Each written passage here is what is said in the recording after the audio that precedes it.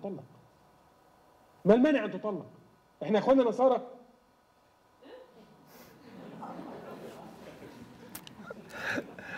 Bon, mesdames, vous avez compris.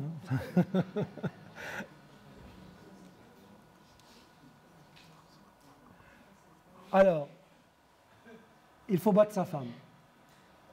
Si vous ne savez pas pourquoi, il va vous le dire.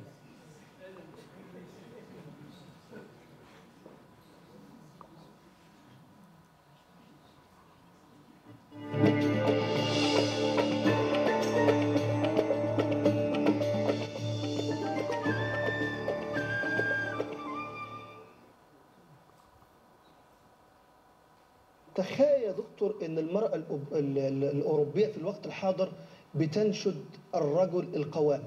أنا يعني هدي المشاهدين سريعا كده بعض إحصائيات سريعة عن هذا الأمر. اتفضل.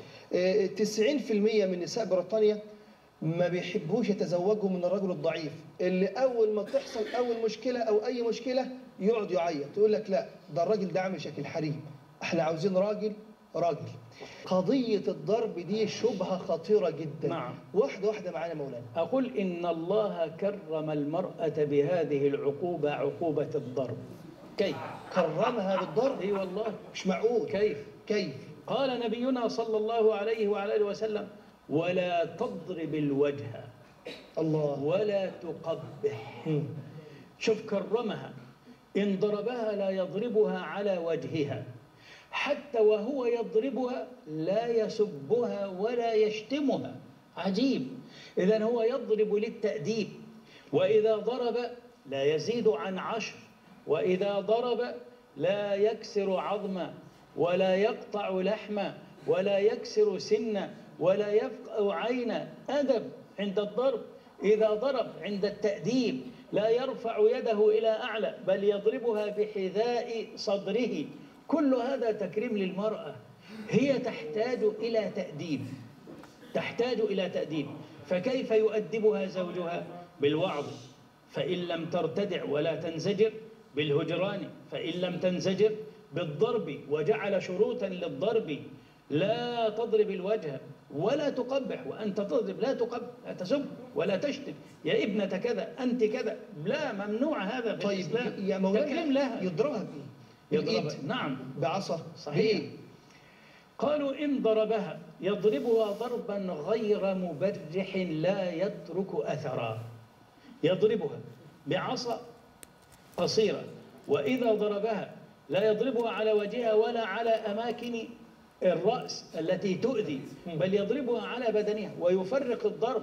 كل هذا اختيار لإجراء العقوبة، لكن هذا لا يكون إلا عند استحالة الوسائل السابقة. كمان تكريم الإسلام للمرأة أنه لم يجز العقوبة بالضرب كما قال أهل العلم إلا في حالة واحدة: عند امتناعها عن فراشه. عند امتناعها عن فراشه. نعم، لأنه أين يذهب الرجل؟ هو يريدها وهي تمتنع عنه، فيأتيها بالوعظ. لا تاني، يأتيها بالتهديد. تاني يا مولانا الحتة دي مهمة. تاني دي أنا عاوز أسمعها منك تاني. اي نعم. يعني ما ينفعش واحد يضرب مراته عشان أكل، عشان شرب، عشان لا. أيوة. لا يكون إلا لأجل هذه المسألة التي لا يستغني عنها.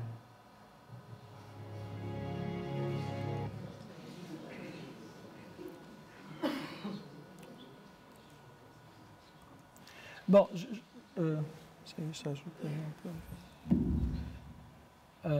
je vous ai montré ces vidéos parce qu'il y en a plein. Donc là, ça concerne la femme, mais quand ça concerne les chrétiens, alors là, c'est encore pire. Mais quand on m'a posé la question à l'atelier, comment se fait-il on dit qu'il y a 90% ou 95% des femmes qui subissent des femmes égyptiennes qui ont subi un harcèlement sexuel? Vous voulez que je réponde quoi? Je leur ai dit, écoutez, regardez, cherchez, et regardez qu'est-ce qu'on enseigne. Regardez, mais ça c'est à la télévision, tous les jours des trucs comme ça. Mais à l'école, qu'est-ce qu'on apprenait aux enfants? À mon époque, il n'y avait pas ces gens-là. Et il faut dire aussi que, si je le montre, c'est parce que le courant inverse existe. Et aujourd'hui, il est en train de prendre de prendre la place. Et tous ces cheikhs et ces imams qui ont semé le mépris pour la femme, le mépris pour le chrétien, l'idéologie de haine, tous ces gens-là, le peuple égyptien, il les a repoussés. Il n'en veut pas. Et quand je dis le crime Moubarak, c'est qu'il a laissé ces gens-là pendant 30 ans. La société égyptienne, bien que majoritairement très tolérante, est quand même empoisonnée par tous ces discours, par tout ce qu'ils ont vu. Les gens qui ne savent pas lire et écrire, ou d'où est-ce qu'ils apprennent? Ils apprennent de ce qu'ils voient à la télévision. Tout le monde a la télévision. Donc ils apprennent ça. Alors maintenant, ces gens-là, on est en train de s'en débarrasser.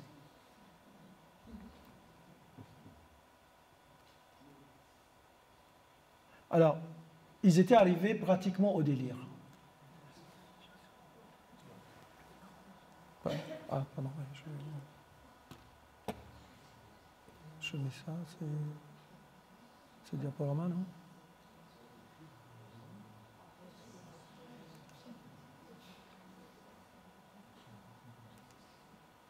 C'est diaporama? Voilà. Je dis absurdité, délire. Il parle de bol et ebel, ça veut dire buvez le pipi de chameau et vous guérissez de toutes les maladies. Donc aujourd'hui, vous avez des cannes comme la Coca-Cola, il y a un chameau qui est décidé dessus et c'est du pipi de chameau. Et c'est marqué fabriqué en Arabie. Nikah al-Wida'. Là, c'est la pire des choses. La pire des choses. Parce que c'est la première résolution que le Parlement de Morsi voulait adopter, c'était le nikah al-wida', c'est-à-dire le rapport sexuel avec la femme où le mari a le droit de le faire jusqu'à 6 heures après son décès. Et il voulait passer ça en loi. Bon, je ne sais pas comment il pense, je ne sais pas d'où il en sorti. Irda al-Kibir, là c'est encore, je vais vous faire rigoler, mais Irda al-Kibir, ça veut dire que la femme, pour qu'il n'y ait pas au bureau, pour que le monsieur qui est à côté n'ait pas envie d'avoir des relations sexuelles avec lui, eh ben, il faudrait qu'elle l'allaite, l'adulte, ça s'appelle l'allaitement de l'adulte, et quand elle l'allaite, alors il se prend la position comme un enfant, et donc il n'aura plus envie d'avoir un rapport sexuel avec elle. Bon, alors il y a un comédien très connu, Adel Imam, qui a dit, mais écoutez, moi si je rentre et que je vois ma femme qui est en train d'allaiter mon chauffeur,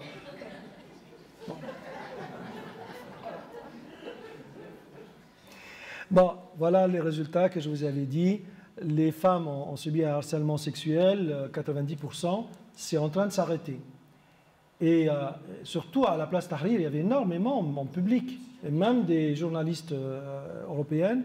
Mais la dernière chose qui a été faite, où il y a eu une femme qui a été violée en public, parce que les jeunes, c'est essentiellement des extrémistes qui le font, pour continuer à semer le chaos dans le pays. Eh bien, elle a été à l'hôpital, et Sisi a tenu à aller la voir à l'hôpital, à le faire savoir, à arrêter, chercher par tous les moyens les gens qui l'ont harcelé et les ramener en prison. Donc, voilà. Donc, moi, je dis il y a une Égypte nouvelle. Sisi est élu président avec vraie élection démocratique. Vrai, moi, j'étais observateur aux élections ici à l'ambassade. Il fallait voir comment c'était organisé. Vrai, parce que le peuple le demandait. Et donc, aujourd'hui, il y a un grand espoir avec les frères, avec les musulmans, les vrais musulmans, qu'on appelle les braliyin en arabe, les braliyin, c'est-à-dire les musulmans libéraux. Et alors, donc, ils veulent reconstruire la culture de tolérance. Et il y a eu une constitution en 2013 qui était extraordinaire, sur la base de la citoyenneté. Et elle a été adoptée par référendum en 2014. Donc il n'y avait pas de vote pour Allah si vous votez oui, hein. Il n'y avait pas de distribution de viande, ni d'huile, ni de riz, et il y a eu un fort pourcentage. Donc les musulmans libéraux donnent la place à la femme, donnent la place aux coptes. Rapidement, la Constitution, la femme, égalité des femmes et des hommes. Ça, ce sont les articles de la Constitution. Il faut protéger les patrimoines des 3 grandes époques. Donc pour la première fois, il parlait de 3 grandes époques, pharaoniques, copte et musulmane. Pour la première fois, moi, je n'ai jamais appris les 7 siècles, les premiers 7 siècles, qu'est-ce qui s'était passé. On apprenait la période pharaonique et on sautait au 7e siècle. Dignité, droit à chaque être humain, la citoyenneté, tous les citoyens sont égaux devant la loi. Et il y a même une commission d'élimination de la discrimination. Et puis déportation, déplacement forcé, parce qu'on a inventé dans un village une histoire entre un problème entre chrétiens et musulmans, et puis hop, on demandait à tous les chrétiens de quitter le village. Donc une déportation forcée, c'est un crime. La liberté de croyance, il y a une phrase de quelques mots, la liberté de croyance est absolue. Elle est absolue. Bon, je ne sais pas si cela voudra dire que si on veut changer de la religion musulmane à la religion chrétienne, est-ce qu'on a le droit sans problème? Aujourd'hui, ce n'est pas facile. Dans l'autre sens, ça va tout seul. Art et créativité, liberté de promotion des créations artistiques et littéraires, c'était très important parce que les frères musulmans et les salafistes voulaient interdire le cinéma, le théâtre, le chant, la musique, la culture, rien de tout ça. On est infidèle si on le fait. Parti politique sur une base religieuse est interdit. Et lieu de culte, il faut une loi qui réglemente la construction et la rénovation des églises, alors que les frères musulmans ne voulaient que leur destruction. Et puis, les chrétiens au Parlement, l'État garantit une représentation adéquate. Donc il y a une constitution, je pense que vous ne pouvez pas attendre mieux. Voilà. Donc moi je dis qu'aujourd'hui il y a l'espoir, et énormément de l'espoir. Il faut travailler les médias, il faut travailler le discours dans les mosquées, dans l'église, dans l'éducation, et il faut promouvoir les valeurs de tolérance, cohabitation et fraternité. Je vais maintenant aborder en 5 minutes l'aspect des chrétiens autres qu'en Égypte, qui est important, la question du jour. Irak et Syrie. En fait, quand on parle de Daesh, c'est une ramification des frères musulmans, c'est-à-dire l'idéologie que je vous ai montrée, c'est ça. Alors, les frères musulmans avec les autres ont essayé en Égypte, ils ont perdu. Ça n'a pas marché. Et donc, 2013, c'était fini. 2013, c'était terminé. Eh bien, 2014, juin-juillet 2014, ils ont commencé à Mossoul, en Irak. Et à Mossoul, si les Occidentaux avaient bien compris et bien réagi, mais ils ont toujours du retard à comprendre ce monde, eh bien, ils n'ont pas réagi. C'était au mois d'août où ils ont avancé, mais quand ils avançaient, ils étaient dans le désert, c'est-à-dire les frappes aériennes les détruisaient en 3 fois rien. Eh bien, on les a laissés faire. Alors de Mossoul, ils sont montés vers le nord, ils sont allés vers le sud, toujours en Irak, et ils sont entrés dans les villes et dans les villages. D'où la difficulté. Et puis après, ils sont allés vers la Syrie, et tout fier, il y a des vidéos pour dire il n'y a plus de frontières entre la Syrie et l'Irak. Ça explico est terminé. Les lignes de séparation et de frontières n'existent plus. Donc Daesh, le Dawla Islamiyya, l'Irak ou Sham, ils l'ont dit, ils veulent le faire, mais ils le font. Quand Morsi a été destitué, les frères musulmans sont restés en Égypte pendant 1 mois et demi. Et donc le gouvernement a dit quitter les lieux. Ils ont fait un sit-in dans 2 places et ils ont dit on ne quittera pas tant que Morsi ne revient pas.